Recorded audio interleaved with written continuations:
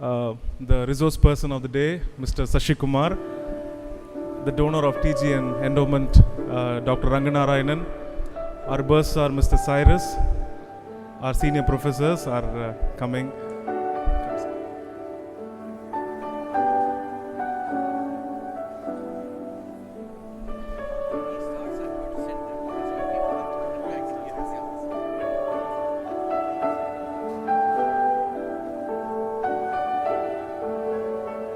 Friends, please be seated. Thank you.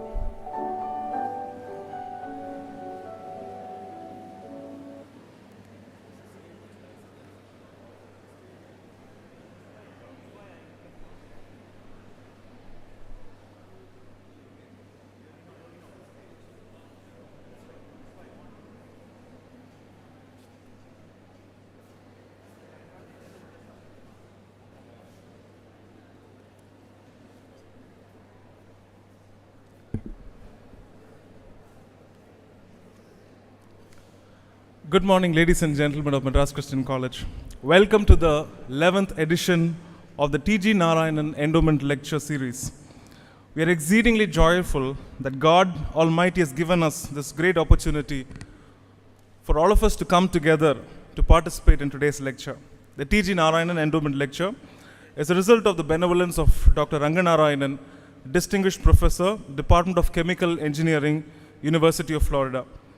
Because of this endowment, every year we have the privilege of listening to great minds delivering the lectures. To name a few, we've had the opportunity to listen to Dr. G. N. Devi, Dr. C. T. Indra, Dr. Pramila Paul, Mr. Jerry Pinto, Dr. Chitra Banerjee, poet Lakshmi Kannan, and many others.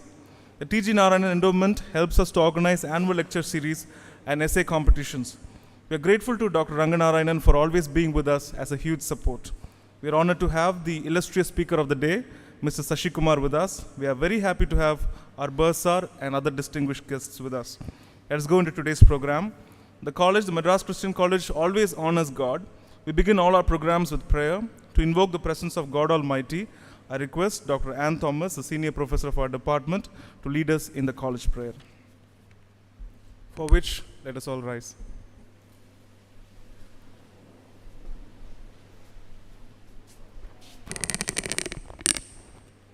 Shall we look to the Lord in prayer? Prayer for the college.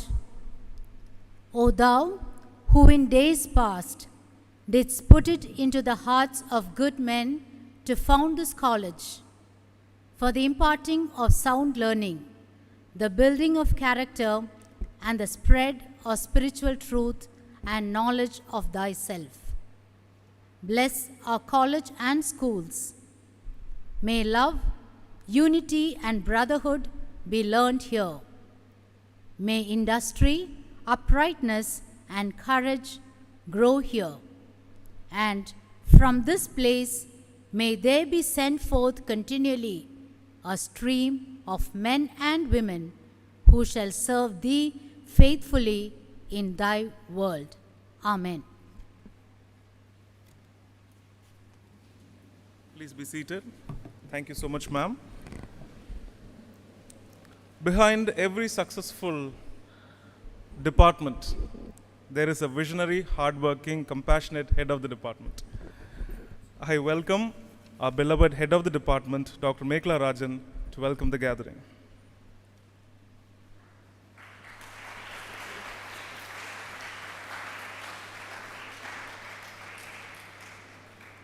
Thank you, Arun. On behalf of the Department of English, I extend a very warm welcome to each and everyone present for this 11th TG Narayanan Endowment Lecture. We just had a chat over a cup of coffee with our dear principal, Dr. Paul Wilson, and as usual, he was delighted to find the sustained academic ventures of the college. It is God's grace that we are managing all this. Today we have Mr. Sashi Kumar, a very eminent journalist, to deliver the lecture.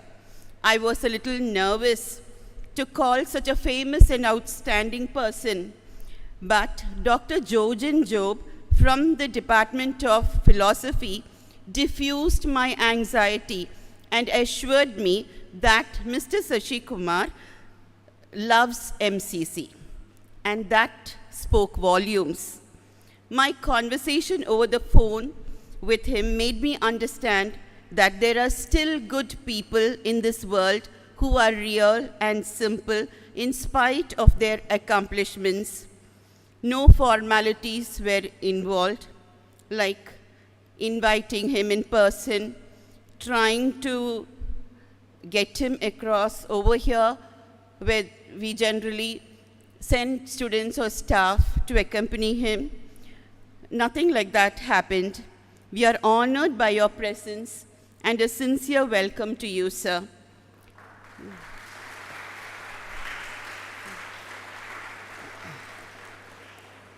Without our donor, Dr. Narayanan, we wouldn't be here today.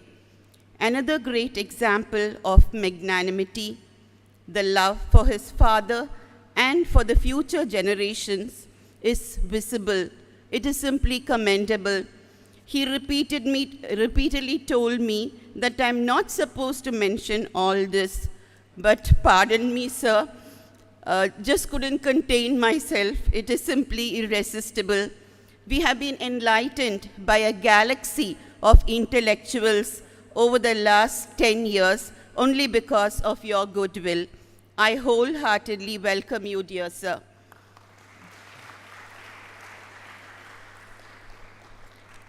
Our bursar, Mr. Cyrus, had always been supportive of all our programs. With radiance and gusto, he declared that he'll be with us today. We are delighted to have you with us, sir, and I'm pleased to welcome you. I welcome all our dear professors and students from our department and other departments. Hope our students would absorb and put to use all that is being shared. Better do that. Once again, I welcome all of you and also those with us via YouTube to this annual academic session. Thank you very much.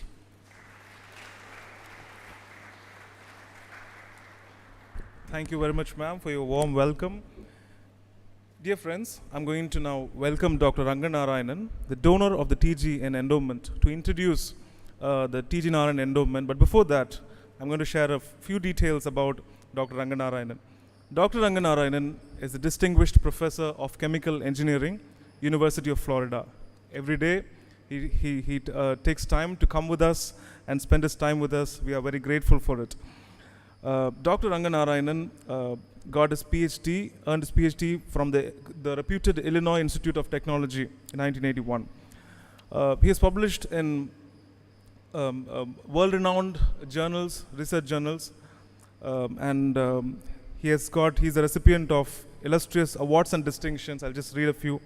He's a fellow of the American Society of Gravitational and Space Research, the University of Florida Foundation Professorship Award, Edmund Safra Professorship, University Term Professorship, Fellow of the American Institute of Chemical Engineers, Fellow of the American Physical Society, Fellow of the American Association for the Advancement of Science, Fellow of the Institute of Mathematics and Applications, Academician of International Academy of Astronautics, Institute of Advanced Study Fellowship, Durham University, W. Fulbright Distinguished Chair Professorship, Fulbright Scholar Award, Humboldt Research Fellowships, Distinguished Achievement and Education Award, Japan Society for Promotion of Science Fellowships, Chevron Professorship.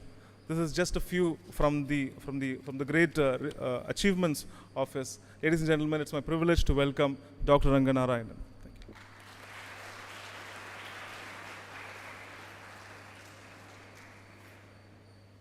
Thank you.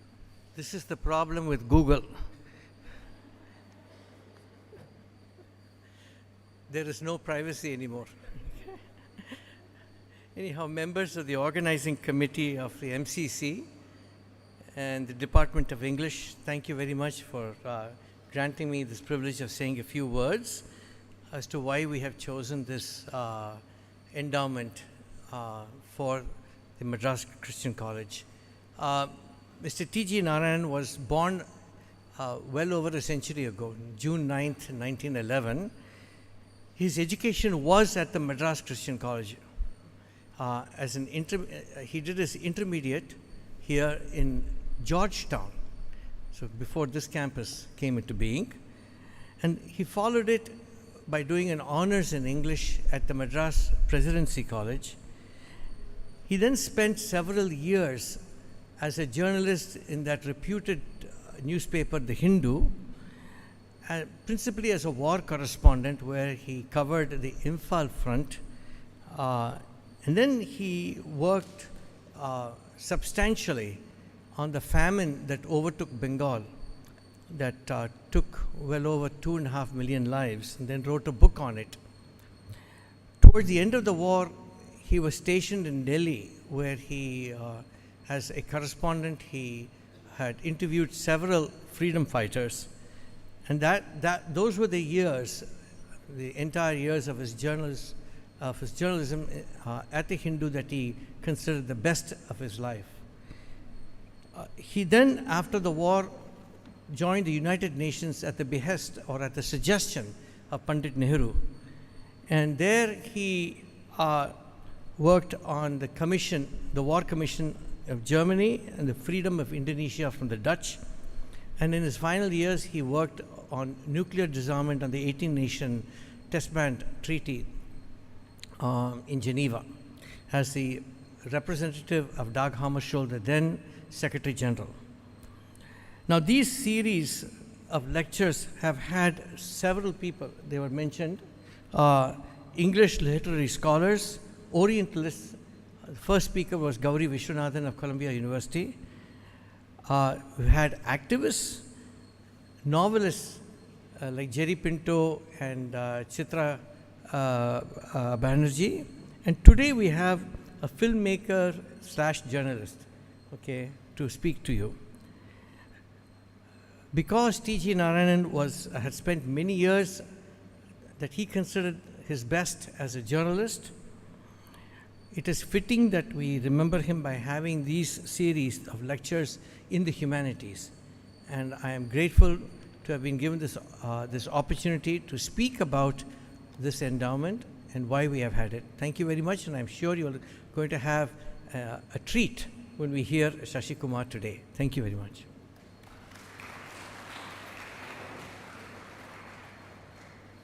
Thank you very much, Professor, for that beautiful introduction of the TG and Endowment. Friends, it's time for the introduction of the resource person. We have Dr. Samuel Rufus, a senior professor of the Department of English. I welcome Sir to introduce Mr. Shashi Kumar.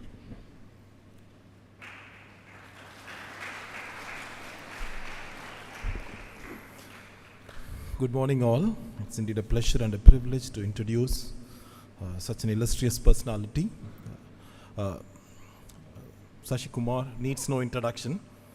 He's a print and a broadcast journalist, filmmaker, and media entrepreneur. He founded and he chairs the Media Development Foundation, which administers the Asian College of Journalism.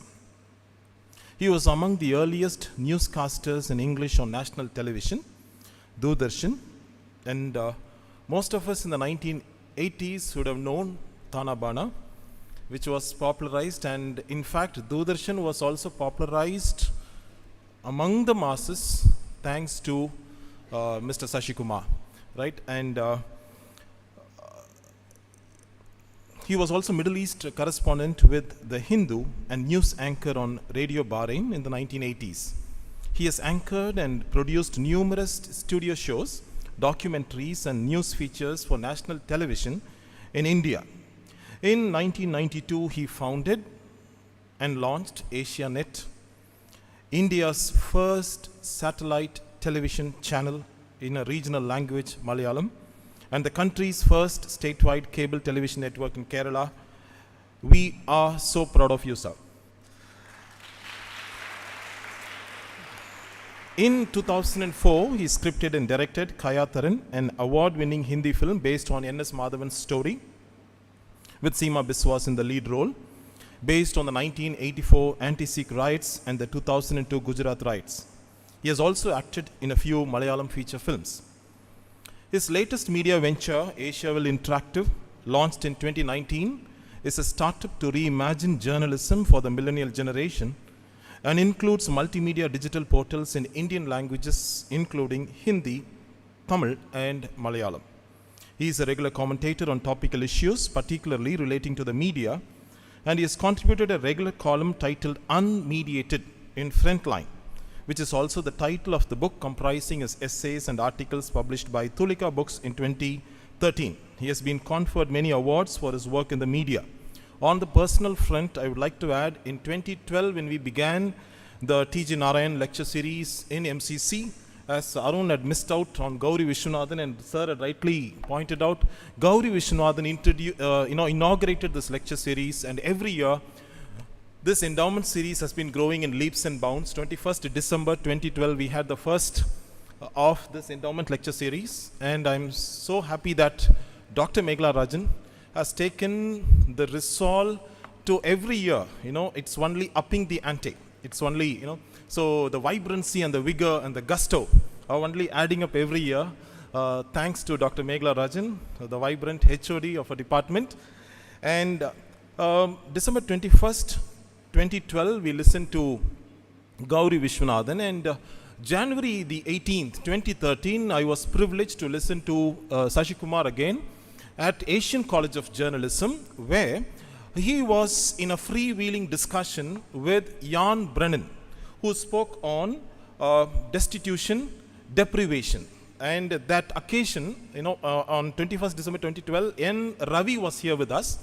On 2013, January 18th, N. Ram was with us at the Asian College of Journalism, where I would like to point out one particular thought, especially for our PG students and research scholars. Jan Brennan, who spoke on the occasion, spoke about destitution and deprivation, one of the pioneering newspapers in India that speaks on these aspects, like the Bengal famine that his father had extensively covered.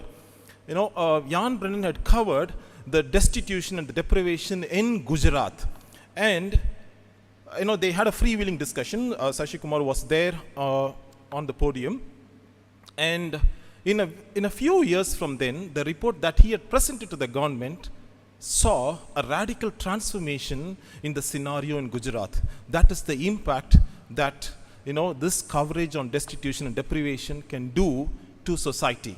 With this little introduction, it's my pleasure and privilege to welcome to our midst such an illustrious personality as Sashi Kumar. Please join me in giving him a big round of applause, ladies and gentlemen.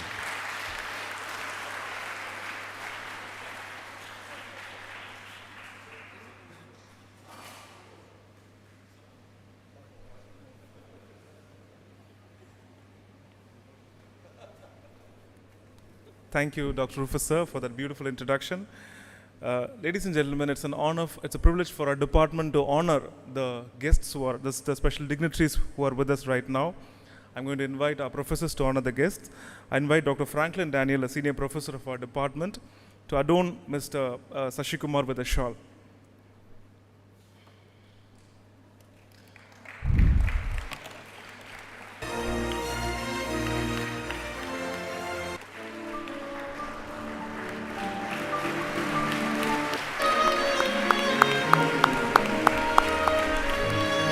Thank you, sir.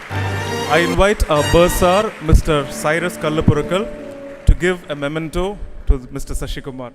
Our bursar would be handing over a memento to Mr. Sashi Kumar. Thank you, sirs. I invite Professor Christina, DC ma'am, to come forward and hand over a memento to Dr. Narayanan.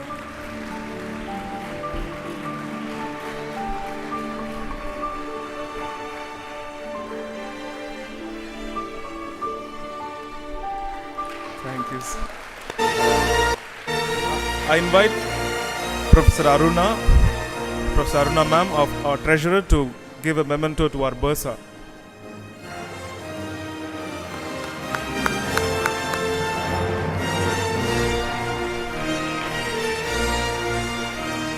Thank you everyone.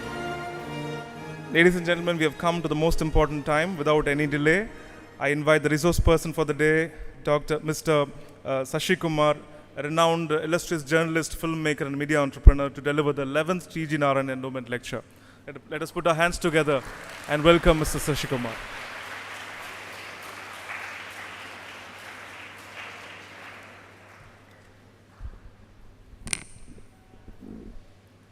Thank you very much. This is the morning after, and perhaps may go down as one of the great mornings after of this century. How many of you didn't see the match last night? Just 2 or 3 hands. There you are. Okay. So I should ideally be speaking about football, but we are here to commemorate, of course, a great journalist, a great diplomat, someone who blazed a trail at that day and time, and whose compelling virtual presence brings us back year after year to ponder about issues, themes that continue to intellectually or socially concern us. So I'm indeed very privileged to be here at this juncture for this memorial lecture, where his son, Dr. Narayanan, who has also instituted a similar lecture at the Asian College of Journalism, is present. And when he was introduced, I was wondering why he shouldn't be he should have been the first speaker in this series, because he's eminently qualified, as you would have gathered from his credentials, to speak to a subject commemorating his own father. But that is the nature of the man. He's obsessively self-abnegating. And I think he was contemplating suing your head of department for describing him at some length, because apparently she had promised she would not. So thank you very much, Dr. Meghala Rajan, very respected bursar, Dr. Narayanan. I'm here to speak about, since this is a Department of English, I spoke to your head of department and suggested that I could speak about the challenges or the new forms of languaging in the digital age, which I think are making definitive departures from the way we've considered language, in terms of a paradigm shift, if you like, from the industrial age to the information and communication age, in the way digital tools, the technology of the digital, and the attendant culture of the digital, the cognitive, shall we say, implications of the digital, are creating a new environment of a digital form of languaging. To start at the very beginning, to begin at the beginning, as it were, when God, at least in the biblical tradition, when God first spoke, he said, "Let there be light." In Latin, of course, it's, as you know, fiat lux, let there be light. So he spoke, perhaps, or he communicated this in a form that is beyond language. But implicit in this is the spoken and the seen, not the written. And there's a reason why I underline this, because for students of literature, the writerly form of communication tends to have a dominance. And I'm trying to, in the course of my exploration of this subject, it might look like I'm going against the grain of the given or the grain of the granted, because we have had several centuries of the dominance of the written language, ever since the Gutenberg press in the 14th and the 15th century, and the Caxton press shortly after in England, and the dissemination of the writerly, initially through the Bible. In fact, the Bible was the first big mass-produced writerly work in the world. And the idea of literacy and reading probably took root from that. The idea of the Protestant Revolution perhaps took root from that. The idea of journalism also, in fact, comes largely from that in the beginning of 1600. So, in this very first pronouncement, the act of creation itself comes through as an act of speech. And Umberto Eco, who is a very renowned Italian philosopher, he's written a very interesting work. There's an interesting work by him titled In Search of the Perfect Language. And I've drawn quite a lot from this because it seems to fit in perfectly in terms of the foregrounding of what I'm going to get into, which is the digital languaging scenario.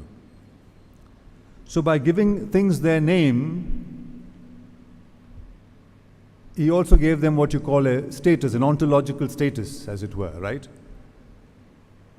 Like every beast of the field and every fowl of the air were brought to Adam to give them their names. And therefore Adam is what you would call the first name giver, or if you like a literary term for that, it's nomothet. Nomothet, of course, is later also, first legislators are also called nomothet, but in the pure etymological sense, it would be the person who gives a name. And thus, before, shall we say, the flood, before Noah's flood and before the flood, in the antediluvian age, as you call it, before the big floods, I'm speaking about it in the biblical tradition now, because, there was only one language even after that. Before that, in fact, in much of the Bible, there's no evidence of God speaking. It comes when he speaks to Noah, actually. It's in Noah that the first idea of the spoken word itself emerges. Before that, apparently, speech or communication was a epiphanic phenomenon, some revelatory. You had telepathic probably waves, I don't know, and it's science fictional in some ways. You can imagine how it might have been. And after the flood, there was only one language on earth, on all of the earth, which is the spoken, or one kind of language. We don't know what that language might have been. It's pre, after all, Aramaic was a language that Jesus Christ spoke, but the language that was very prevalent at that time was Hebrew. But Hebrew quickly yielded to other forms like Greek, for instance. And because of the spread of the Greek Empire, particularly like Alexander the Great and so on, you had what's called a colloquial version of Greek called barbario, which is meant, you can relate it with the term barbarians also spoke the language. Greek became the very prevalent language.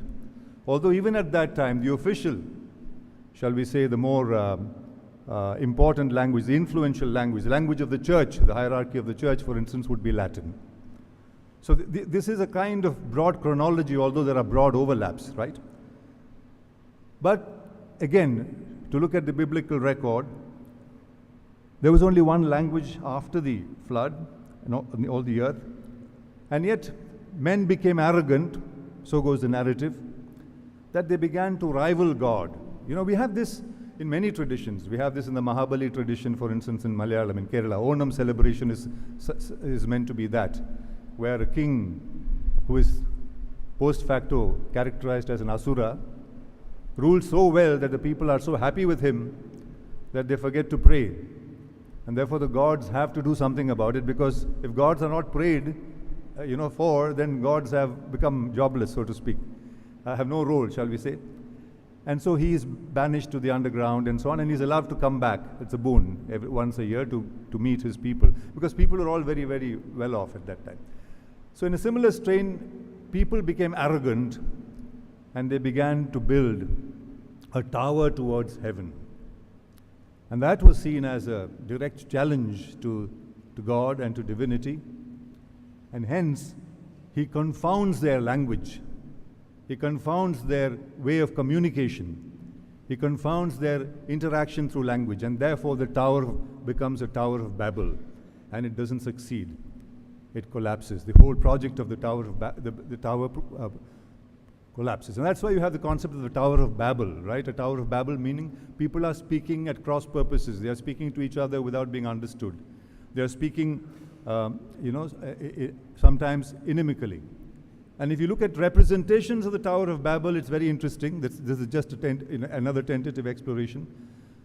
The figures there are all figures of builders. They are masons, stonecutters, carpenters. If you look at the representations that you've seen of Tower of Babel. So it's a kind of confounding or undoing of an idea, if you like, of the workers of the world uniting to build something which might reach well up to the heavens. And so this, I think, is the mythical or the religio-mythical, whichever way you want to look at it, background of the way it began. But language, as you know, is very crucial, whether it's in the writerly form or the spoken form or the seen form. But you must recognize these categories, because the limits of our language are the limits of our world, as Wittgenstein famously put it. Without language, there will be no comprehension, even to yourself. So there is some kind of language that you need in order to explore, to understand your context in the world. And language is hardwired into your gene, into your brain tissues, as neuroscientists have established, including Chomsky. Noam Chomsky, who originally is a neuroscientist of repute, has established. And there are also ideas of synesthesia that have come down to us down the ages, where the aspect of language other than the writerly form. So the written is a subsequent evolution of language, in short. The spoken and the seen is how language came to us, how language was practiced by us. There are those who think that the writing came into the picture as a corrupt form, as a pollution. Lévi-Strauss, for instance, would say that it is writing that became a problem for original tribal societies. When writing came, with it political motivation, and with it problems came. Of course, that's disputed. Derrida and others argue against that. There's the Greek, the old Greek mythology, which is recounted in Plato's Phaedrus, where he talks about the Egyptian king living on the Tamus, the banks of the Thames, called the Egyptian king called Thoth or Theus. And these were times when gods and men intermingled. If you look at Greek mythology, gods walk into the earth, they interact with men, go away. So Thoth or Theut, who is the king, is visited by Hermes, who is the god of invention. And Hermes shows off his ware. He shows off what he's got. You find characters like this too in all mythologies. In Hinduism, there's Narada, who keeps flitting across different gods, pitching one against the other, sometimes talking to human beings, connecting them, and so on and so forth. So you'll find that he talks about his inventions, he talks about geometry, he talks about dyes, he talks about various kinds of inventions, and then he talks about writing as a new invention. And the king, who until then was very impressed with his various inventions, says, I agree that all your other inventions are very, very impressive, but writing is something I have a problem with, because what this will do is remove the importance of memory in human beings. Because once you put it to writing, once you record it, you do not need to exercise your memory, and the mnemonic power, the power of memory of the human beings is being, shall we say, diluted or marginalized because of this invention. So again, you find a reference to how writing is frowned upon or is seen as something problematic in terms of, it may be in mythological references, it may be in biblical terms as we have seen here. So there is this kind of problematizing writing that is there right at the outset of language, or at the beginning of language, if you like. Broadly, there are two streams in which we look at the way language has evolved. One is a monogenetic sequencing, and the other is a polygenetic kind of sequencing category. In the monogenetic sequencing, as I said, you have the idea of Hebrew being at the fount of all origins of language. This is in the European tradition, right, of language.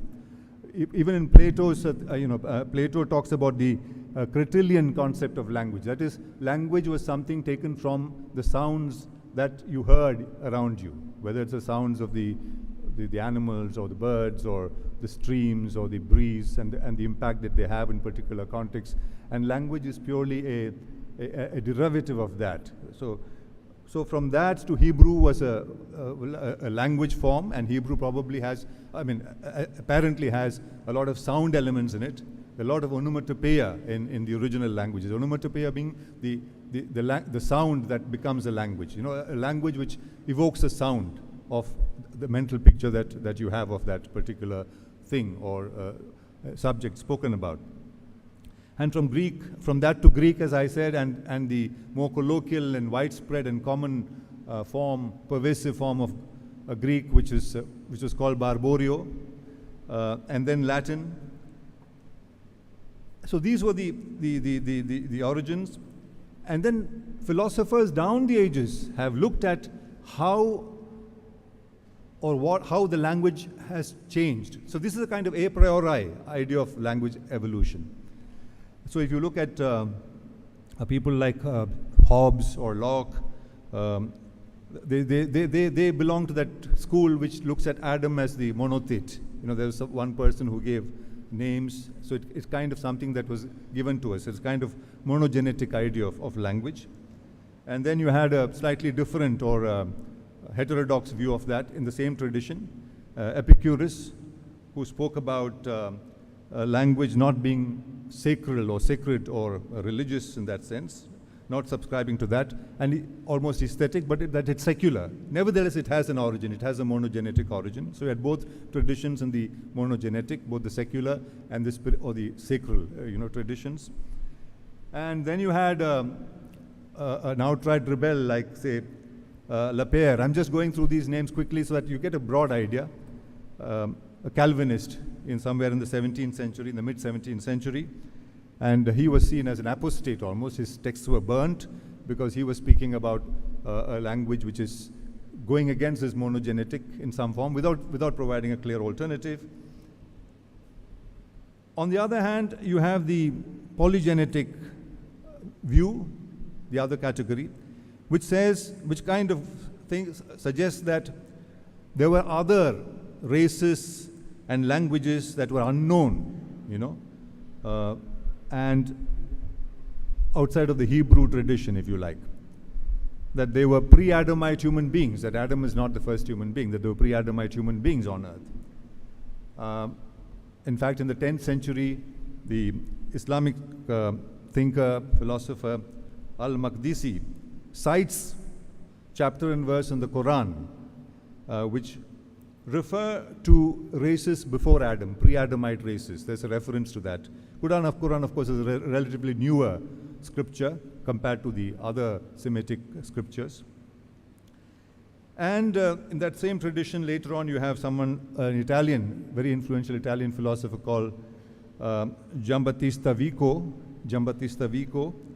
who also expands on this idea of plurality, of this polygenetic evolution of language. So broadly speaking, you've had in the monogenetic tradition, language of the gods, the language of heroes, all overlapping, not necessarily distinct hierarchies, not distinct sequences, and language of the human beings. These are all kind of telescoped into one another. And the counterparts being the language of the gods would equate to what you would call the hieroglyphic or the sacred, the divine form of expression. Hieroglyphic, shall we say, scripting, right?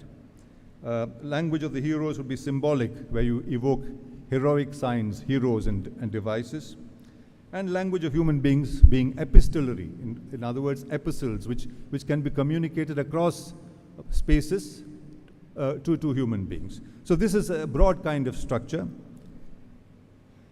And there's a big shift in, shall we say, this Eurocentric tradition when in the 18th century, in 1786 to be precise, Sir William Jones in the Asiatic Society of Bombay talks about the perfect language, the perfectionist language called Sanskrit. He advances a theory, the idea that the Sanskrit language, irrespective of its antiquity, and so on, has a wonderful structure. And to quote him, he says, it's more perfect than Greek, more copious than Latin, and more exquisitely refined than either. And yet he says it bears a strong affinity to both in terms of the roots and the verbs and the grammar of the language, etc. And these, he says, have sprung from a common source, maybe originally, but there's this tradition. So you find a new kind of a new kid on the block, if you like, which is Sanskrit, as it were. And so both these languages, Hebrew as the originally principle there, and now that's being challenged with Sanskrit. And that's again, immediately, as Levi-Strauss suspected, politicized immediately. You'll find Sanskrit is seized upon and becomes the archetype, if you like, for the celebration, for the installation of the Aryan race as the fount of civilization.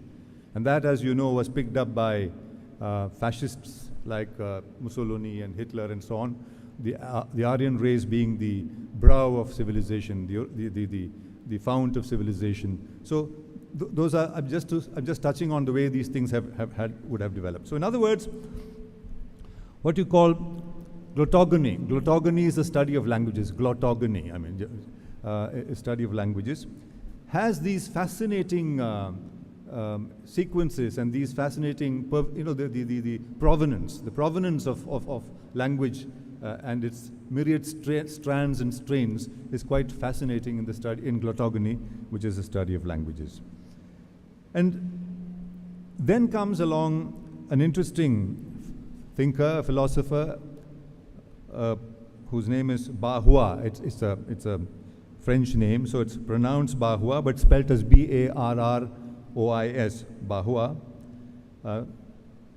J. Bahua, to be specific,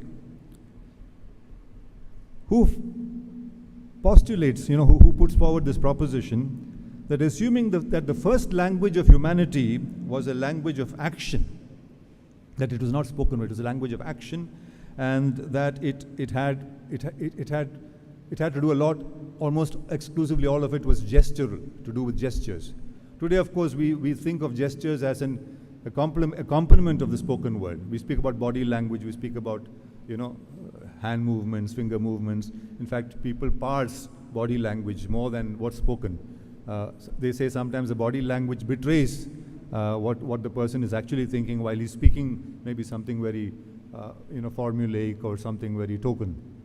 Presidential addresses in the United States, when presidents are, you'll find the television anchors are thereafter discussing not so much what they said as how they said it, how did they look, how was their body, what was the confidence or composure or nervousness and so on and so forth.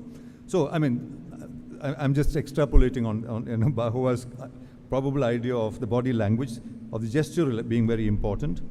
And he, in fact, makes the note of what I mentioned earlier, that speech appears in the Bible only when God speaks to Noah.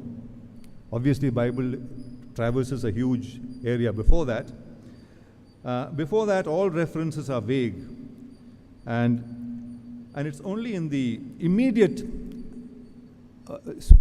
phase before the floods, immediate, antediluvian phase, as you call it, that phonetic language, as we know it, becomes common. So this confusion, the Latin term for it is confusio linguarium. This confusio linguarium, this confusion of languages was a very big issue, although here and now we may not think much of it, we take things for granted. It was a very big issue. How does language evolve? What language do we speak? Why do we speak that language? What are the implications of that? What is the identity politics that go with that? Which, of course, we are very familiar with it now. And gestural language, which is, if you want to use a technical term for it, dactylological language or gestural language, use of fingers, use of hands, etc., become an important part of it, along with Bahua's entry into the scene. Let's now come closer to our times, the beginning of the 20th century, along with communications developing and technology developing, and the industrial revolution is moving apace, changing lifestyles, compressing time and distance to some extent, and all of that. And there is a big mission then for several decades, the search for what's called an international auxiliary language. So until now, we are in the a priori concept of language. Where did language come from? The provenance of language, and you're trying to get legitimacy for the language by establishing its origin. Now, the effort, post-industrial revolution in the 20th century, is to create a language, not a priori, but a posteriori, after the fact, which can unite all the people. The concept of a global entity, the concept of, because time and space was traversed, you discovered that civilizations, you discovered there were other civilizations, you were not living in a silo, you were not a frog in a well thinking this is the ocean. You then realized that you needed to evolve a language in order for, which can be possibly a universal language. Maybe a utopian idea, but it was an idea that many people were involved with for several decades. And this is called the IAL, International Auxiliary Language, the mission, IAL, or the campaign, or the search for an international auxiliary language, a posteriori, as I said, as against the a priori theme that we discussed. And there are many such attempts made. I won't go into all of them because it's not so crucial, but those of you who are fascinated might like to explore this. But I'll just talk about 2 or 3. One is called Volapük, V-O-L-A-P-U-K, Puk, it's a German word, U with the umlaut on top, so it's Volapük. And this was in 1879.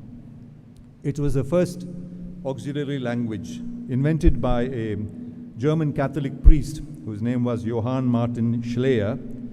And his idea again was to foster unity among all the peoples. So he said, unless you break from this past, don't have the hangover of all these languages, create a new synthesized language which all of us can subscribe to afresh on a clean slate. There'll be no such problems. We won't be quarreling in the name of language and the name of hierarchies of languages and so on. And this was a new language that was invented literally, and each letter had a unique sound. It was sound driven. It was sound, emphatic. Each letter had a sound, and there were 28 letters. It was a 28 alphabet kind of language, this Volapük. So remember again the importance on sound. Sound was the driving force here.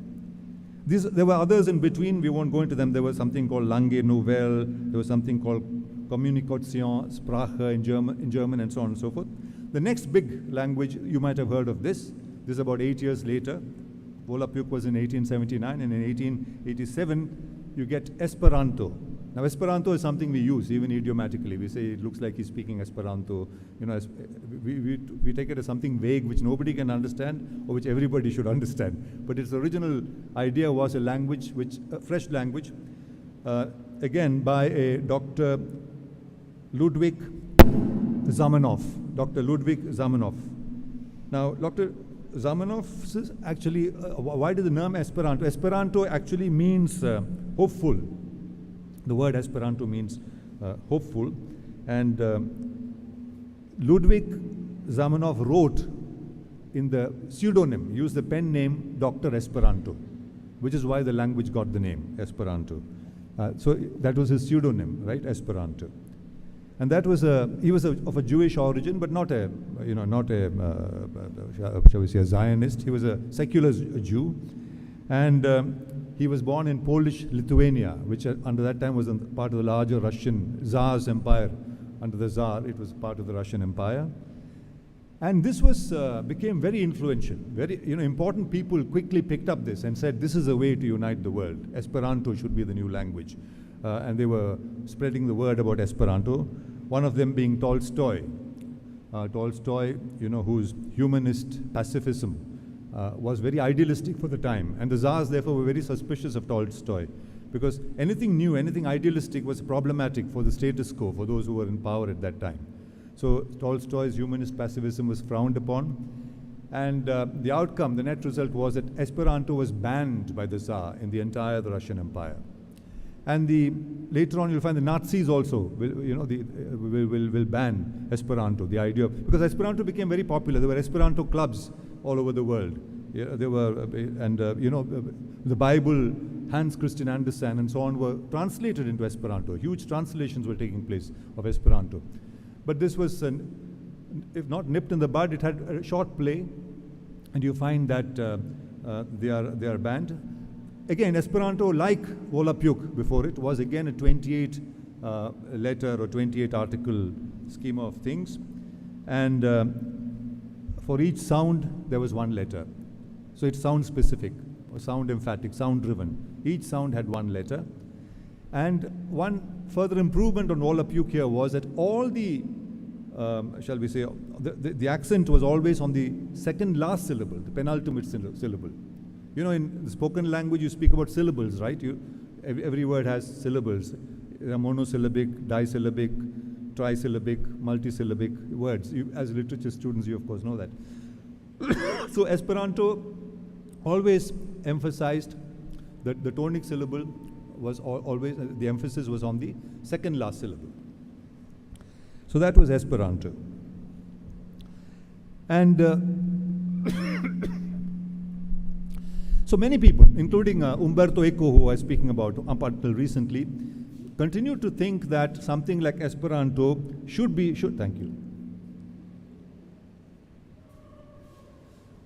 a practical way of getting out of our language silos, which create much of the misunderstanding across the globe and so on. And I mean, it's interesting that, so this is the foregrounding that I wanted to give you. Umberto Eco, in fact, goes on to say he doesn't see why languages which have huge influence in some parts, like Greek or Latin had, or French or English, or even Swahili in vast swathes of Africa, could not be replaced by a synthesis of all of these, which could be a Esperanto kind of language, a like kind of language. So this is the huge background of language search for the perfect language, to put it in Umberto Eco's own words. Now, when we switch to the modern technology, to the modern age, when we shift, as I said, from the Industrial Revolution to the Information Revolution, it's not just a shift of moving from brawn to brain or from brick and mortar to chip. These are all things that we have heard about. It's also a shift in terms of an aspiration to communicate across borders, across civilizations, across cultures, across religions, and all of that. Marshall McLuhan famously talked about the global village. Now, the word village is very significant. He doesn't say global city square or global town. In fact, Elon Musk talks about Twitter becoming a global town square. So he spoke about a village. And why village? Because in a village, everybody knows everybody else. If you've been, some of you must have come from villages. I certainly do come from a village, or you must be familiar with villages. If you've lived in a village, everybody knows everybody very well. The milkman knows the barber, knows the priest, knows the tea seller, knows the fish vendor, or whatever it is. And if an outsider comes in, he or she immediately sticks out. Immediately you recognize any outside entry into the village. So it is that kind of intimacy, that kind of knowledge of each other.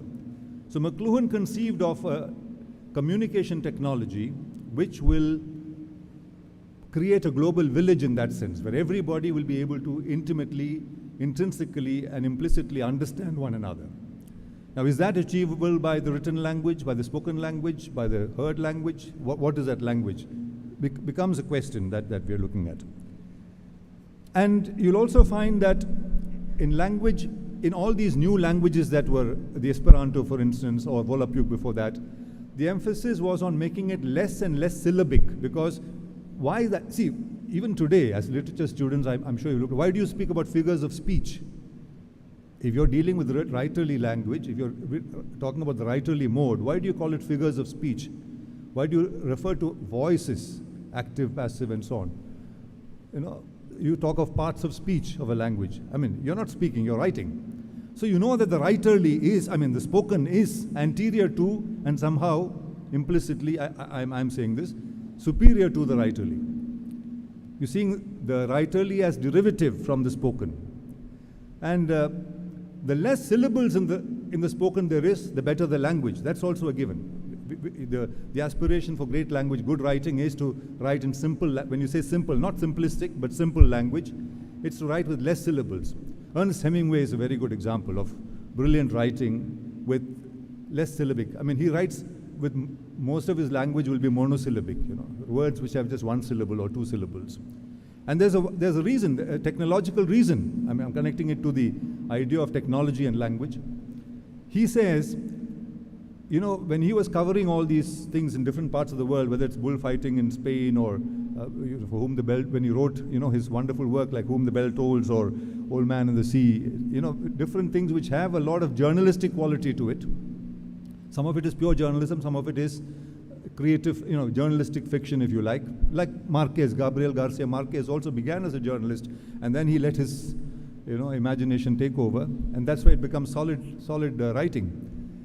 He says he honed his language, partly, of course, because he wanted, partly because of it was technologically necessary to do so. When he's in Spain, in those days, you know, you had to file your stories through telegraphy. And telegraphs charged you by the number of words and number of letters in a word. You can't have a long word either. You know, beyond so many words, they'll charge you double. So he would have to send it on telegraph, and in order to economize on the budget that he had to file a story, he'd choose a less syllabic word. He'll use a word which has less syllables. So he got into this habit of discovering, this fascinating voyage, as he says, of discovering monosyllabic and disyllabic words. And invariably he found that they sit far better than the big words that you think have a sense of gravitas and authority, but actually are not as communicative, are actually obscure communication. That's just a kind of... so to come to this shift that's taken place from the industrial era to the information era, there have been some clear, shall we say, changes or quantum leaps, if you want to call them like that. One of them has been a shift from what you call a shift towards an understanding or a communication that is more of breadth than of height and depth. Now, I'm saying this, one has to look at this very carefully. I mean, don't jump to conclusions. When you move from a world of height and depth, which is the industrial era privileged, literature of the industrial era would privilege height and depth. The post-industrial or the information and communications era, or the digital era, to put it more succinctly, would privilege breadth. So flatism is a term that you use. You know, we talk about the world being flat. It's not necessarily a value judgment. Of course, there are people who have foreseen this or predicted this. Susan Sontag says, for instance, that in the post-Nietzschean phase, there are no heights or depths, there are only surfaces. Nietzsche himself privileged depth, but he didn't privilege height. You know, so it advances that. But Roland Barthes says that the idea of depth being a repository of meaning is nonsense. There's nothing like that. It's myth. His idea of myth is depth being, you know, it's just an abstruse idea. So when you move from depth and height to breadth, you're moving from, I mean, look at the language of the new media, for instance. You talk about surfing the net, right? You don't talk about diving into depths of knowledge or ascending heights of knowledge in the net. So arguably the net, is net a repository of wisdom, of knowledge? Yes and no. Hypertext, for instance, is a way you discover knowledge. And hypertext is a fascinating voyage, but on a realm of breadth. Spanning, scanning, terminology of digital era are all terminologies, jargon of breadth. And in this process, lateral thinking, you know, Edward de Bono's idea of lateral thinking, how you discover the world. So it's not any less, it's different. It's different but not inferior. And I think this is privileged because the digital technology privileges breadth more than height and depth. This is people like, of course, this was foreseen not only by Jean Baudrillard, for instance, postmodernist. He talks about the mirror metaphor all along, right? It's one of breadth. So depth yields to breadth, and you get, therefore, your languaging also, therefore, I think, becomes, or rather divests itself of false ideas of profundity and gravitas and, accretions. Thomas Paine famously said at one time, a long habit of not thinking a thing wrong gives it a superficial appearance of being right, and raises at first a formidable outcry in defense of custom. But the tumult soon subsides. Time makes more converts than reason. So just because you thought for a long time that height and depth is important, so what happened is, what you did was, your potential as a human being was being underutilized, was being actually marginalized, because something called writerly came along, and with the Gutenberg Revolution and so on, it had a huge impact for several centuries. I'm not decrying the written word, for God's sake. This is a body literature students and professors here. But to understand that the writerly would become a one-dimensional form of expression or communication if you look at the comparative merits of incorporating in it or supplementing it with our faculty of communication or understanding the world through sight or the scene and the spoken word, or and technology is moving apace to get there.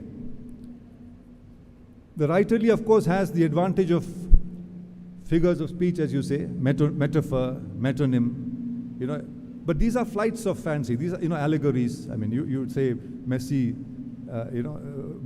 you can have so many allegories for Messi's performance yesterday. You can call him a spiritual player, you can call him a thinking player, and so on and so forth. But look at V.S. Ramachandran, who is a neuroscientist whom I know rather well. He's also come to our college many times. Now he, in a chat with me, he said, Sashi, the thing is, the human mind is digital. It functions in a digital manner. And the human body is more or less analog. What you mean by that is the capacity to understand things simultaneously. When you see things around you, you grasp them with a simultaneity, not sequentially. So one of the shifts from the analog to the digital world, in the shift from height and depth to flatism to the linear, is the shift from the linear to the non-linear. Where you said sequence, Cartesian understanding of the world. I think, therefore I am. From that you move into the non-linear, where you're understanding the world as impressionistic, as simultaneously, and then your brain of course makes meaning out of it and provides the connections, the synapses in the brain operate to do that and so on. Because even as I'm speaking to you, my mind, I'm aware of the fan whirring, I'm aware of something, I'm aware of what I'm going to do next, as are all of you. And yet you're able to also follow what I'm saying, or at least I'm able to hopefully follow what I'm saying. So this is the capacity. Otherwise, why would technology invent something called the modern television screen, for instance? Television screen is an older technology, even that. In a modern financial screen, let's say Bloomberg screen, there'll be 16 or 17 or up to 20 elements simultaneously at the same time. There'll be a man speaking, intervening visuals, there'll be 3 or 4 bands, stocks and commodities, flash news, the trending index, weather, this, that. If the human being is able to only grasp, the fact is you're able to grasp much of this while prioritizing what you want to prioritize. If you're a sports person, if you're interested in stocks and commodities, you're giving that more importance and lesser importance to the rest. Even if you look at the way newspapers have, the old technology, analog technology of newspaper printing has evolved, it is in order to approximate to, or to shall we say, to make it easier for the digital mind to grasp what it says. Paradoxically, in fact, it's a newspaper that you can consume in a synoptic overview quicker than a television or, which is a digitally produced product. Because in a television thing, you have to see it sequentially. The headlines one after the other, then you have to spend half an hour in order to understand. Whereas in a newspaper, because of the way the font sizes are arranged, the news is arranged, etc., you're able to in one glance, in 3 minutes, I know what the newspaper has, and then I prioritize. I might read the editorial, I might read this, I might read the sports page first on a day like this. So this is the digital deployment of the human brain, the digital capacity. And technology approximates to the digital capacity of the human brain. This is happening more in the realm of sound and scene. Guy Debord wrote about in the 1970s the society of the spectacle. He said we are moving into a society of the spectacle. And there will be an accumulation of spectacles, just as there's an accumulation of wealth that Marx earlier spoke about. He said this is going to drive modern society forward. Coming true, really. I mean, we are, you know,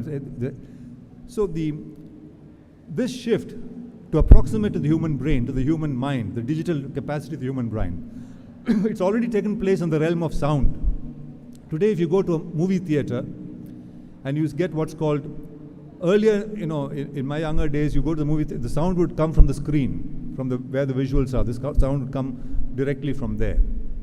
Today, you get the sound coming from across the theater. It's what you call digital surround sound.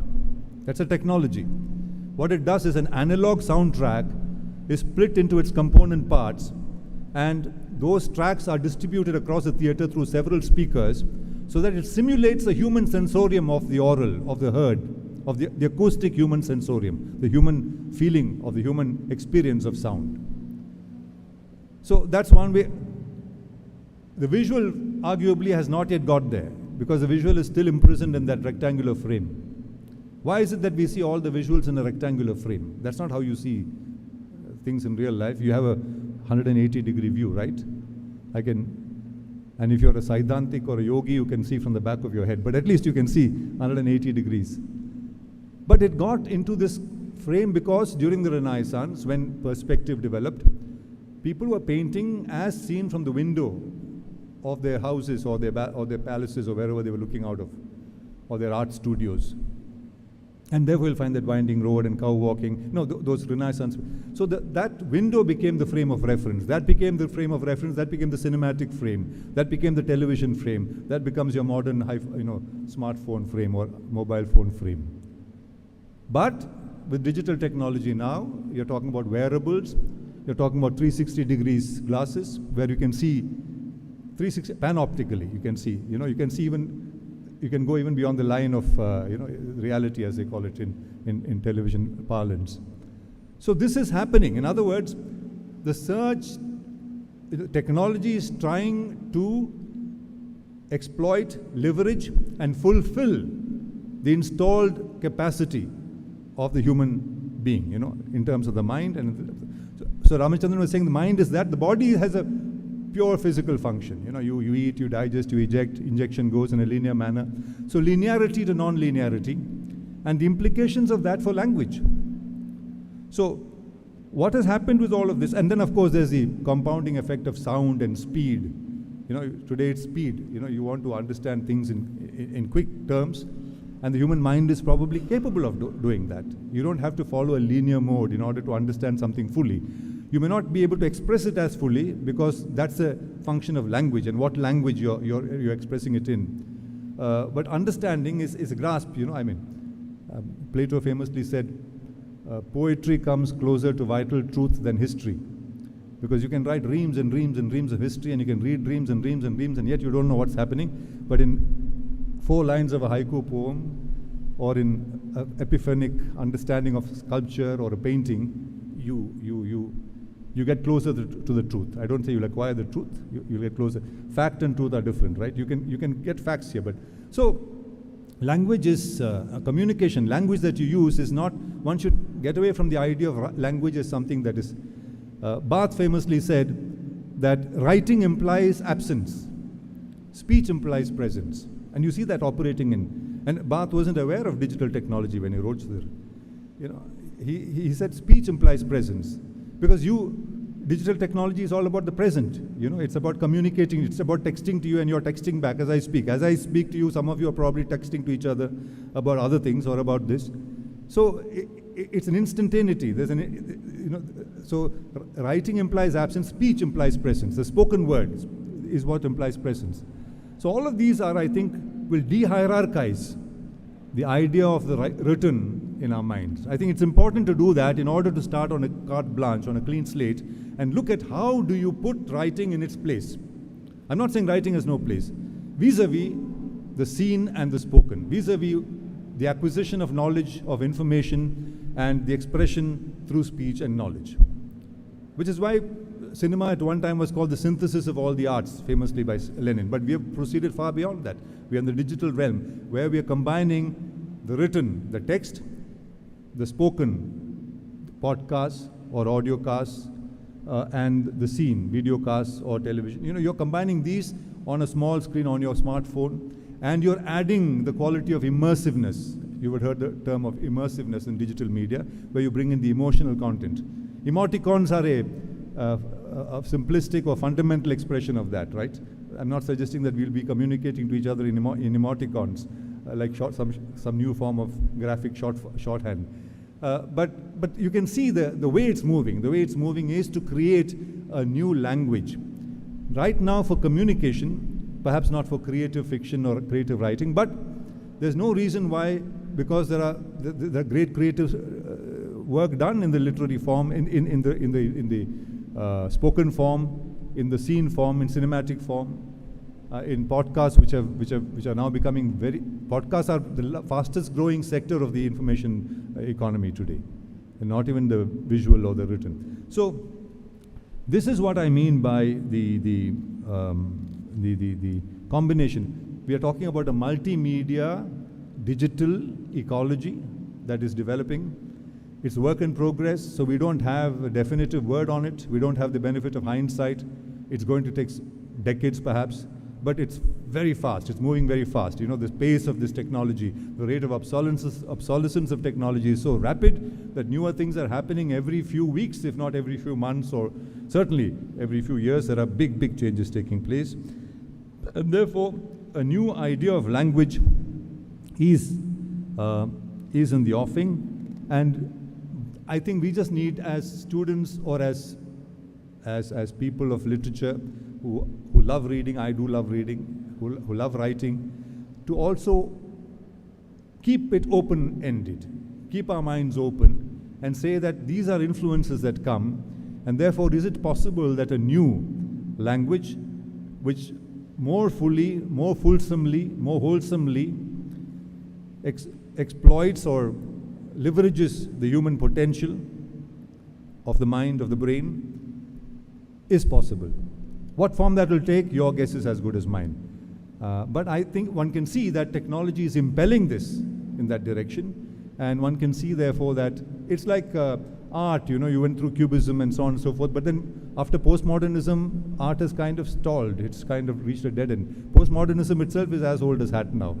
I mean, 1940s, 1950s, it was at its height, but now you talk about, because you ran out of things to say, you say postmodernism, and then you say postmodernism. So whereas this is a paradigm shift, this is a model shift, where you're using all these elements which are relevant to you, which it's anthropocentric in that sense. It's very human-centered. It's centered on your abilities, your capabilities, your creative genius, your potential for expression. And there's no reason why you should not explore this synthesis, this combination of the written, the spoken, the seen, to create the new language. And I'm sure in literature, shall we say, classes in the world, or literature departments, maybe a decade from now, the way you're talking about language will be very different from deconstructing, for us, the cutting edge of language is James Joyce's stream of literature, a stream of consciousness, or Saramago's non-punctuated writing. You know, all that look like very old hat, because these are all new elements that have come into language. Because they have reached, that's a framework. They cannot go beyond that framework. That framework is limited. This is a shift. This is a paradigm shift. So that is what I wanted to communicate today in terms of the forms that digital languaging is taking. And since you are all directly or at one remove practitioners of languaging, you should be form agnostic about it. You should be medium agnostic about it. or medium even-handed about it, and try and see that you're able to combine all of these and work towards and be the pioneers perhaps of a new language model, which will be a level playing field where our linguistic division of the world, because the world is probably divided fundamentally, basically, it's fractured because of the language identities, because you don't understand each other well. I was in a lit fest in Bangalore recently where an Iranian poet come translator was a woman. She was saying that one of the problems in translation is that in Persian, there is no gender pronoun, there's no he or she, it's neutral. It's a neutral kind of article for gender. But when you translate into English, you can't do that. So he says, and what therefore happens is much of it is translated as he, is a male gender, into the male gender. And that destroys the idea of, it first of all, a bias, a gender bias, because the translator thinks it's, or if the translator happens to be a woman, much of it is translated into she. Either way, it's a distortion of the text. So there's a basic impossibility sometimes when you translate of capturing the sense of the original. So you need to have accomplices like this. You need to have corollaries or correlations like this with other forms of the media, which will make even the spoken form or the written form or the language that we speak more relevant to and more understood across the world.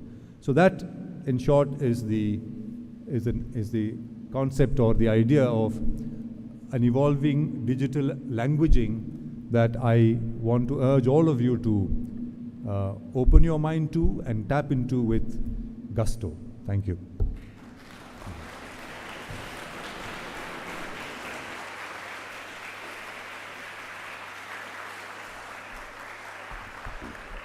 Thank you so much, sir. Thank you so much, sir, for taking us through a journey across centuries and eons of evolutions of language. I'm sure it would have been very, very useful to all the listeners. Thank you especially for introducing us to the multimedia digital ecology. I'm sure our students are waiting with questions to get more information from you, sir. Without any delay, I hand over the session to Dr. Phoebe Angus, ma'am, to moderate the Q&A session.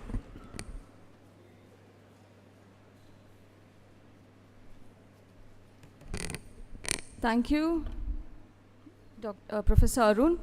Yes, we have the first question. Someone, the microphone.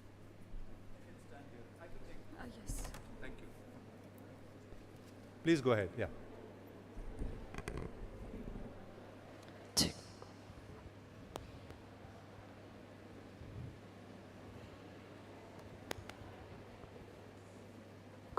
Very good morning, sir. And thank you for such an informative lecture and coming all the way through our college. Thank you so much. First, I would like to ask, I hope you are aware of logocentrism. Thanks a lot. Then I can ask the question. So Derrida, and Ludwig was the one who coined the term logocentrism. So according to logocentrism, word originates from the speech. According to logocentrism, we put speech at the fore and writing comes after that and it takes the backstage. And origin of word, its meaning, existence, everything depends on our speech. Because the speech is outcome of our thinking process. And thinking is the mental process, right? So how you relate or connect this to digital language? It is only, for me, it appears digital language, there is no speech, I guess. Of course there is. I mean, yeah. That's what my question is. I want to know, is there any speech there, and is logocentrism, logocentrism is a theory only, it cannot be applicable everywhere. So I want you to illuminate or elaborate, where do you connect Derrida's concept of logocentrism to digital language? Yeah. I want to know about it. I'm curious. Yeah. Yes, sir. So I was arguing precisely that the new language that's evolving will have speech. whereas the writerly doesn't have speech. Although you have parts of speech, it's references to speech. The new language has speech, has a spoken. In other words, the audio, right? The spoken need not be the word itself. It will have speech and sight, the spoken, the seen, or the and the written. All right, it's a combination of three. Derrida speaks about logocentrism. He uses the term écriture. Écriture. Now, écriture for him is not just the writerly. It's also the sound. It's onomatopoeia. It's the old, what hunters drew on rocks. All that is écriture for him. Calligraphy is écriture. Any graphic form is écriture. The Sumerian texts, that which is not recorded does not exist 3,000 years back. So the writerly creates those conditions. But speech is certainly, that's what I began by saying, that speech is anterior to language, is superior to the written word. And the scene, when God says, let there be light, for instance, or what you're saying is, there's both speech and scene. Light means seen, right? Light means visual. Light doesn't make any sense unless it allied to the idea of visuality. So the spoken and the visual are what's privileged, even at the origin of life, understood in religious terms in one tradition or even other traditions. The oral tradition in India, for centuries, your Sanskrit, your Vedas, your Upanishads were not written down. They were not allowed to be written down. Partly, of course, because for reasons that the Brahminical caste wanted to control it, they didn't want others to acquire it. They thought it was sacred. It will lose its sacredness if others access it. So it is oral transmission for several centuries. Pali, oral transmission, generation after generation. Yeah, Shruti. They learned it by heart. Yeah. Shruti first. Sorry? Pali and all. Shruti first, then Smriti. Yeah, Shruti Shruti and Smriti, Shruti and Smriti will come together. And representations of that, representation of what you see and what is heard and what is then conveyed, written up. Writing comes much later. Writing comes as a kind of pollution, if you like, in the pure sense of the term. So the spoken is certainly privileged in all civilizations, I would think. In Islam, the Prophet's word is written much after he spoke. Socrates only spoke. His dialogues, if you're looking at the agnostic tradition, all the great thinkers, those who initiated philosophy, spoke. And subsequently, others wrote what they spoke. Whether they wrote faithfully what they spoke remains to be seen. The jury will be out on that, right? Because it's written many centuries after that, whether it's Jesus Christ or the Prophet or other traditions, Zoroaster, and so on and so forth. So the spoken is certainly at the fount of our understanding of the world. And logocentrism is that, écriture. By the way, Derrida speaks, he says, in fact, there's an eloquent chapter in Derrida where he says, it's misunderstood that I'm a champion of the written as against the spoken, which is wrong. He says, he goes at great lengths to argue that the spoken is far superior to the written. And when he says écriture, it combines the sound elements. It combines communication through sound as expressed in the written form, in the written form. That is Derrida versus Levi-Strauss. There's a huge, you must have seen that whole discussion, yeah. Thank you, sir. Thank Can you, we sir. have the next question? Thank you, sir. Sir, good afternoon, sir. This is Vijay Sarthi, teaching in the Department of Philosophy. I like the way you started quoting Wittgenstein, saying that the limits of my language is the limit of my thought. So the failure of early Wittgenstein, especially in the tractate, is to find a logical... Limit of my world. Yeah, the limit of my language is the limit of my world. Yeah. So the failure of early Wittgenstein in finding a truth-functional language led him for the later Wittgenstein, whom we understand through his investigations, where he says that there is no one specific meaning for a language. He calls that as the family resemblance. The novel idea which you are trying to bring in, like a language which is technologically blend in a level playing horizon, I'm a bit skeptical whether it will be giving for a more kind of an understanding, because the level of complexity it will create will be higher. I think as Wittgenstein's the family resemblance, it will be open-ended is my understanding, because once you put language into a platform where it is getting intertwined with technology, I think you cannot find understanding in an analog way, which you are trying to say, and I do totally accept it. And the second small question, this is relating language.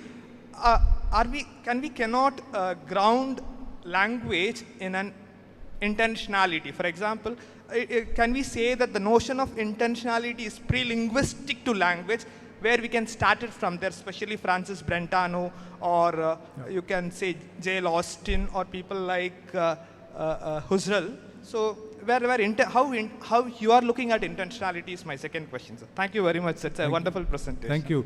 Yeah. You're right to be worried about it, to be concerned about it, skeptical about it. So am I, in fact, in good part. But I see it as more democratic and more inclusive than pure writerly, because are we able to fully express what comes to us? How does what come to us? Does it come to us from a pure vacuous mind? It comes from what you've seen and what you've heard. And from that, what you've divined, if you like. Divined not in a secular sense. So, when you want to express that, technology gives you that. We didn't have technology enabling that earlier. Or it was privileged, it was too costly. Now it's easily accessible. You're able to do it.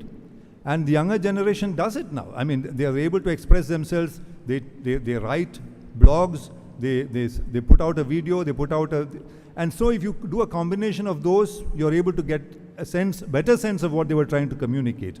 It doesn't privilege the less literate from the more literate. See, can literacy be the barometer of language? Not necessarily is a new thought here, Literacy in the strict sense that we've understood that. Of course, literacy is fantastic. But there are, for instance, aren't there languages which don't have a script? Are they any less inferior? They don't have formal script. Although, for instance, Tulu is for long considered a language which is spoken in northern Kerala and coastal Karnataka, considered a language without its own script. Of course, then the run-out theory is that it has got an older script called Taligiri, which is older than Sanskrit and so on, But the point is, India has some 5,600 ethnologue languages. Do all of them have scripts, distinctive scripts? So writing is certainly not the litmus, not even the litmus test, not even a great qualifier of language in that sense. The spoken is, the seen is, and how do you express the spoken and the seen? Do you express it in ideograms? Do you express it in calligraphy? Do you express it in? So the language is, intentionality is a great idea. I mean, yes. On that, I haven't thought about it. I mean, Husserl, the intentionality of language, how much of it is proximate to the language that is expressed, is a different realm. And certainly, as a philosopher, you'd be far. I mean, you'd be more equipped to handle that than I will. Thank you, sir. Do we have another question?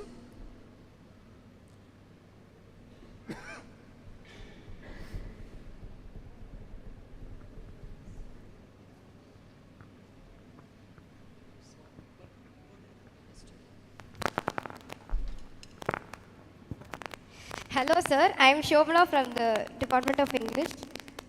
We are so grateful for you, for your oratory, sir. And there is assurance of being numerous in all the subjects. Thank you so much for inspiring us. The question which I'm going to ask is very general. So, may I know what inspired you to become a journalist? What inspired you to have an ardent interest in journalism? I think I got into journalism by mistake, in the sense that I always wanted to be a filmmaker, and at that time it was not easy to make films. These days it's easier, to enter. There were strong entry barriers when I was at your level in college. Let's say here in doing my MA history, 1974-75. But then television came up as a new activity. Television was there, but television news and so on came up. So I thought this is a stepping stone to cinema. So I got into television, and In television, the only job I could get was to read news. So I started reading news, and then I went on to do productions, etc., etc. So that's what got me. But once I got into journalism, I found that it's very fascinating. But I still think that today, for instance, if there is a context when there is, say, forms of censorship operating in the formal media, cinema becomes a very powerful form of expressing contemporary realities, which probably sees the mind of the viewer far more powerfully than formal journalism does. Especially now on OTT platforms, you'll find films in all languages which are talking about social issues, of cultural issues, problems. Brilliant films, you know. And they speak to an issue with greater, there's greater vital information out there. May not be factoids, not factoids or sound bites, as you call them. You know, in journalism is more about sound. So that's why I'm fascinated by this idea of convergence in the media, of the visual, the spoken, and the written, because that's how I strongly believe you can communicate the world more fully to the world. So what inspired me to journalism is a sorry story, but what keeps me there, I think, is more interesting. Thank you so much for being open in your oratory, sir. Thank you. So, Shashi, I'm going to ask you a dangerous question. Yes. About prophecy. Given artificial intelligence is going to make an impact, can you see the dangers of a person, say, reading a smart newspaper and having an algorithm beam towards them only selective news that makes them recommunicate or perhaps even think selectively and not necessarily critically? It's also a way of transmitting and therefore also articulating in language. Now, in a digital way, so going back to V.S. Ramachandran and saying that the mind is digital, this is one way in which AI could be used sometimes positively, but also negatively, because you're interested in convergence. So is there a danger that this could happen? There certainly is, and I think we can see the dangers already operating. Artificial intelligence, machine learning were meant to be, to liberate, to democratize language and the digital media. But you find that the way they have been, intentionality comes here into play here in a slightly different sense. The big digital players, whether it's Facebook or Amazon or Twitter or all of these, the way they use digital media is in order to create, to make you both the producers, to make you the consumers, and not just consumers of a product that they have ready to offer, but also to determine your appetites for what they want. So, that's how the algorithms are functioning. And we also see that in actual fact, the way algorithms work, what's happened is, you get these filter bubbles and echo chambers in the digital media. So what's really happening, if you examine it, all of us belong to WhatsApp groups where our ideas, our biases, our prejudices, our understanding of the world, our likes, our dislikes are circulating. It's a circular circulation of information.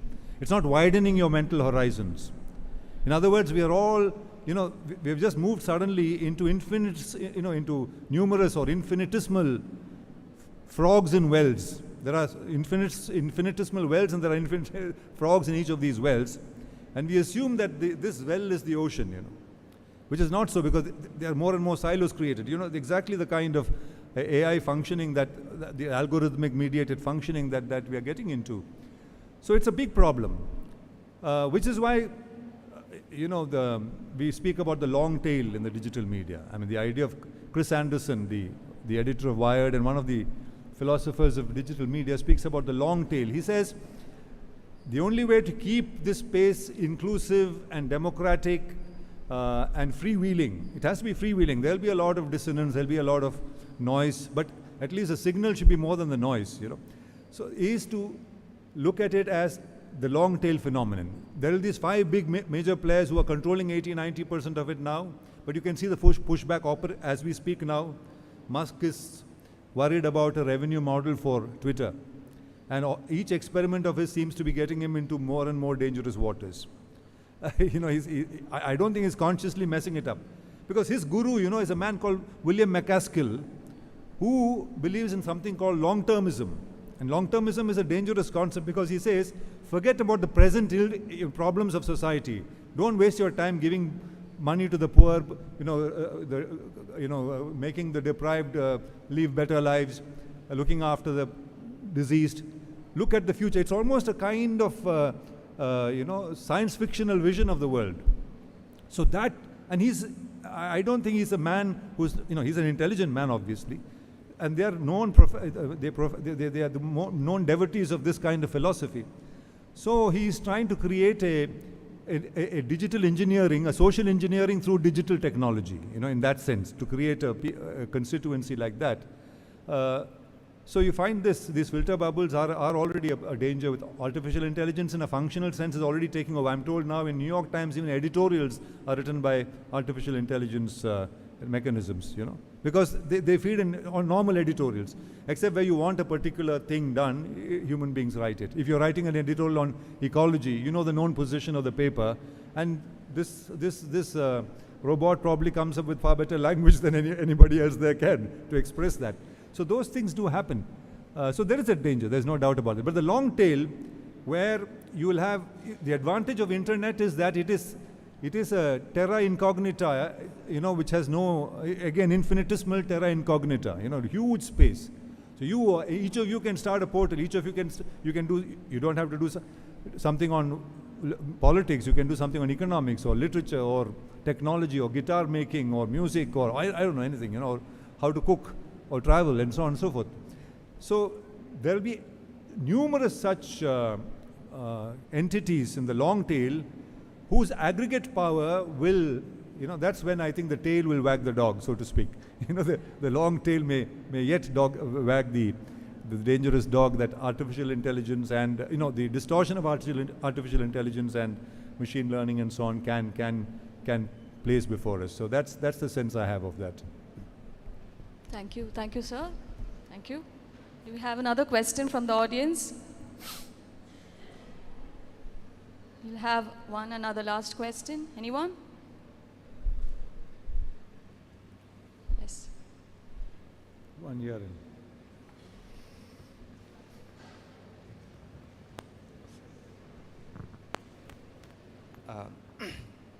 Thank you so much, sir, for giving us the rich tapestry of thinkers and their ideas on language. I come from very regional background, in the sense that I used to read a lot of regional media, and I came across one interesting answer to the readers by a famous Ananda Vigadan journalist called Madan, who said, who was asked this question, sir, why you are a journalist, why do you keep on, blaming TV? Why do you think, or why do you, persuade people not to watch TV? And Madan said, give me a list of, thinkers who have just watched TV and emerged as great thinkers or intellectuals. That is the question that is the answer that Madan gave. The other interesting, I'm a Chomsky when it comes to viewing language. Chomsky views language and thought as inseparable.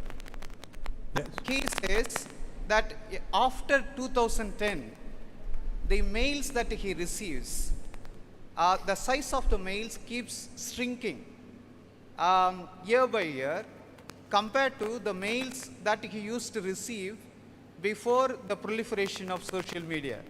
He identifies that the style and the thought, have shrunk so dramatically. He assumes that it is because of this proliferation of social media. And I think in this whole discussion, we have discussed an important idea that is thought, the structure of thought, the development of thought. You mentioned rightly that Socrates, all his philosophy, came to us in the form of speeches. But there is a structure, there is a logic, there is thought. And Chomsky fears, and along with Madan, fear that it will be lost if we let the influence, if we succumb to the influence of this digital language. It would be great if you could respond to these two apprehensions, voiced out by one by famous journalist, other by a great linguist of the world. Thank you, sir. So you're speaking about Madan, who is a cartoonist also, right? Not that. Another. Okay. Right. So I don't know in what context he said that, but we are living in a world where people who went to garages in Silicon Valley, who have abnegated formal education, are running digital media and running all that we see, hear, and speak about today. Some of them are dropouts because they think formal. I'm not therefore not putting this as an example, but I'm just saying to counter what you're saying. Well, including the founder of Apple, they took a leap of faith and imagination. They did not. That is called non-linear. The shift in the digital realm is from the linear to the non-linear. Your understanding the world in linear terms has been disrupted. That's why it's called disruptive technology. And disruptive in the digital realm is not a negative term. It's a positive term, disruption. Because you want to, Francis Fukuyama spoke about the end of history and the last man. He spoke about the great disruption because, of course, he was wrong about the end of history and the last man because he thought neoliberalism had reached a self-perpetuating process that nothing can change it, which is wrong. Today we have so many authoritarian regimes, so much more protection in that terms, protectionist economies. So that is the model for the millennial generation. They are the ones who are setting the trend. They are the ones who are setting the terms of the discourse. Is that good or bad? I am saying that's a value judgment we should be wary about making. It is still work in progress. This is still unfolding before us. So if Chomsky, I admire Chomsky. I'm the one who brought Chomsky to India, by the way. He lectured at the ACJ convocation many years back. I'm not sure he would have said it just as simply as you would have, so I'm not able to understand the context. But if people are writing smaller mails, maybe he should also listen. Probably they should send him a podcast. They'll explain because you're not able to write in mail what you want to express. You're not able to write something which you can express better in the spoken form or in the visual form, depending on what you're good at. So that may well be the reason. So all I'm saying is we shouldn't continue with a long habit of privileging the writerly over the communication or knowledge or information that we can garner through the spoken and the visual, whether it's video or audio. So that's why the emphasis on multimedia and convergence. And if you look at those who are setting the terms of communication and language across countries today, they are the ones who have made this frog leap, made this quantum leap, if you like, and got into the language of the digital, or looking at the ways in which the digital can be leveraged to approximate to the human potential. That's a simple point I'm making. Right? Thank you, sir. We have one more question. This will be the last question. Hello, sir. I'm Mon Singh from the Department of English. I have one question I would like your opinion on. Like in communication, for example, like when you're looking at WhatsApp text, for example, there's a certain stingy nature that comes about. Like if you hear how are you, it's like HRU, TYSM, LOL and whatnot. So instead of calling them stingy with language, maybe I can see a phenomenon growing, a minimalist phenomenon. For example, how many people look at a newspaper, digital newspaper or a news app, and skim through headlines and not bother to look at the whole thing? And we see move from literature to literature, for example. So my question is this, do you see that we're moving from the elaborate to the minimalist? Or I'm also asking whether the minimalist will replace the elaborate. How do you see the future of this minimalist trend? I'm not sure this, the language that we use in WhatsApp, LOL, all those stuff, you know, that's just cosmetic. That's easy way of communicating because it's not so important. You know you've communicated that. What communicates best is good. But on the point of, you know, elaboration is okay, but purism in language is not good. Purism can become proto-fascist. Creole, for instance, develops as a, you know, as a language which is like Barbaria. You know, we spoke about, you know, the idea of, you know, Barbaria in Greek. It reaches people. Pidgin in English, you say pidgin English. I mean, so in Victorian England, on television serials, you couldn't have a person chewing gum. You couldn't have blacks, for instance. So these are all different forms of puristic approach to language or what you see and hear. And purism can be very, very dangerous. I mean, it can become fascist in some ways.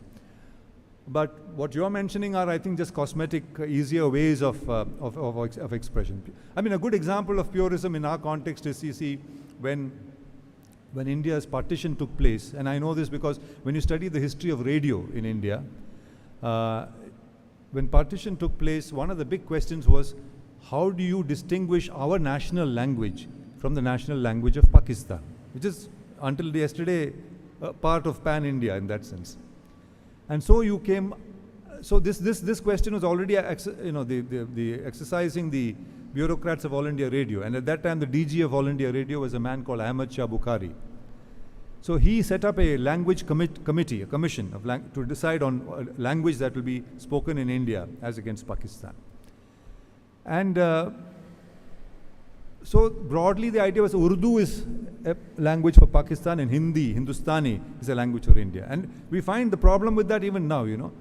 Even we don't understand much of what they announce in airports in the name of Hindustani. Whereas I would understand it if they used Urdu. Because most of our Bollywood films freely use a mix of Urdu and Hindi. Some of the best films are written by Punjabi writers from India who write excellent Urduized Hindi. Even the Mahabharata serial, which, you know, tried to use only Sanskritic language, was written by, in fact, a Muslim wrote the script of that. But it was better than Ramayana in my view in terms of the language, because there was at least a more, you know, looser language. So language is, you know, language as identity perpetuation and language as communication, or better communication, fuller communication, are two different propositions altogether. And that is why in the immediate wake of independence in All India Radio, they would not allow harmoniums. They would not allow, you know, Hindustani music, what you call the Lucknowi tradition, because it was considered the first, the infamous broadcasting minister called Keskar. Initially, for a very short time, Patel was the information broadcasting minister, and then Keskar was there for a pretty long time. So there was no cricket. You could not show sports. These were all seen as polluting. You could only have Indian classical music, you know, and some very profound talks and so on. But what happened then is Vivid Bharati, you know, in Ceylon they started Binaka Geet Mala and things like that. People from India started picking it up, and so Vivid Bharati had to come, you know, because otherwise we were losing all revenues to Ceylon, then called Ceylon, Sri Lanka. That's how Vivid Bharati as a commercial proposition of All India Radio comes. And then today you find the Hindi song is what unites India, right? The Hindi film song is what unites India. Although here in Tamil Nadu we oppose Hindi, but we listen to Bollywood songs. We'll dance to Bollywood songs. We play Bollywood songs in our discotheques or in our music, you know, birthday parties or other parties. Likewise, in Bombay they play all the Tamil hits, right, in parties. So this is what I mean by language transcending those kinds of borders and understanding creeping up. If you stuck to purism in terms of language, we would just be creating more and more silos, and there'll be, you know, there'll be no, I mean, nothing anywhere near Esperanto would even be thought about. Thank you, sir. Thank you, sir. With that, we come to the end of the Q&A session. Thank you, participants, for your questions. And those of you who have questions, you can meet our resource person at the end of this program. May we give a round of applause to sir for patiently answering the questions. Thank you. Now over to Professor Arun. Thank you once again, sir, for patiently answering all the questions. Thank you very much, sir. Ladies and gentlemen, we have almost come to the end of today's lecture, but before that, today's program, before that, we have the prize distribution. The TG Narayanan Endowment also provides prizes for the toppers in essay competition conducted by the department. I invite Professor Deepa Priyadarshini to announce the winners of this year's essay competition. Over to Professor Deepa.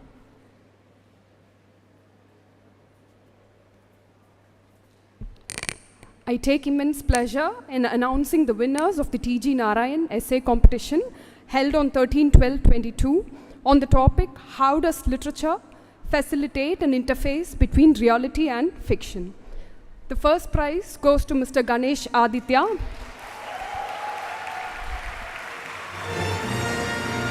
The second prize goes to Ms. R.M. Mala.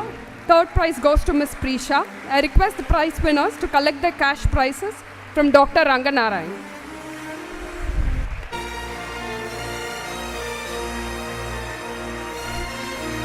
The second prize goes to Ms. R.M. Malar.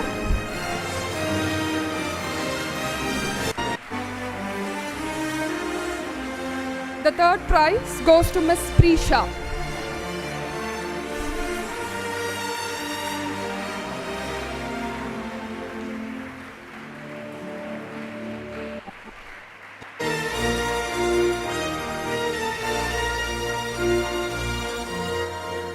Thank you, sir. Thank you, students. I would like to make a special mention of the following students for their commendable attempts: Sankey Samuel, Alan Winston, Preeti B, and Shruti Jacob. Thank you.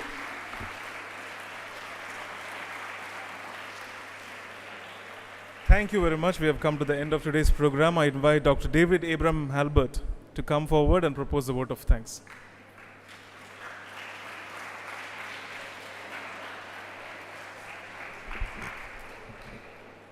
Good afternoon, everyone. First and foremost, I would like to thank God Almighty, Lord and Savior Jesus Christ, for having enabled us, helped us, guided us with His wisdom to successfully conduct this endowment lecture. My sincere thanks to Mr. Ranganarayanan for instituting this lecture in memory of his father, the late T.G. Narayanan.